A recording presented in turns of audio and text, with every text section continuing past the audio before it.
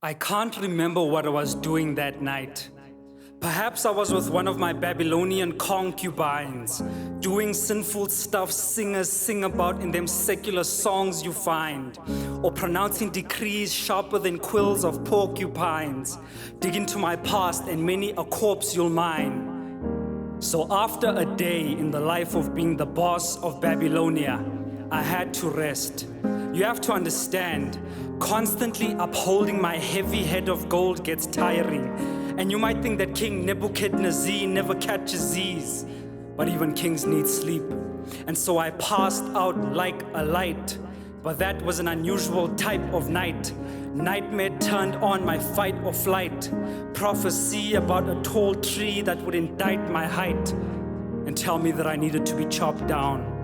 Needed to unlock this mystery, so I received a delivery from a Christian G named Mr. D, telling me that I was gonna lose my mind and become a buffoon in time. But this message was too tough to grasp, so I took the prophecy, puffed and passed. The power I have is enough to last. I enjoy the bottoms of my feet being tickled by the blades, so don't you dare cut the grass.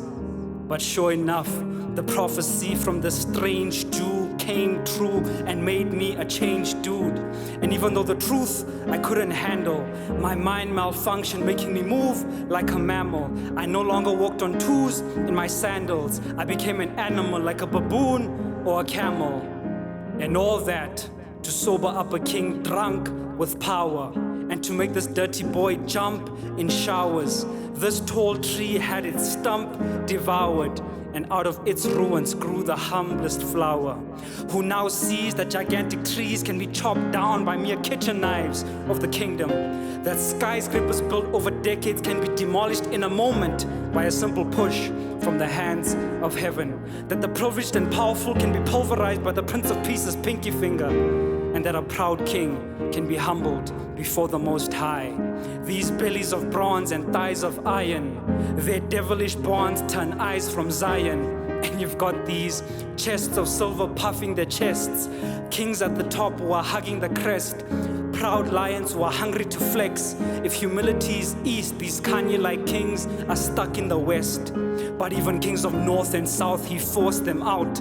He's the rock who decapitates heads of gold and heads of states, creator of time, so he's never late. And all nations should bow and celebrate, cause no one is as legendary as the Lord. Not even Alexander the Great, the GOAT. Get it? The GOAT. Not even the baby or the Babylonians. Not even Jay-Z can be juxtaposed next to Jehovah. Dribbled with dominance all my life, I've only scored shame. I'm a mere droplet while he pours rain. His rich rule is worth more than my poor reign. And now this king sees that the Lord reigns. I, Nebuchadnezzar, built a great empire. He built a greater universe. Hanging gardens of Babylon ain't got nothing on the stars hanging throughout the night sky. Being the boss of Babylon is brittle compared to being the king of the cosmos. And even Marvel's guardians have to give way to the god of the galaxy and see. While pharaohs and Führers like me focus on flexing, the Father of forever is fixated on his children resting.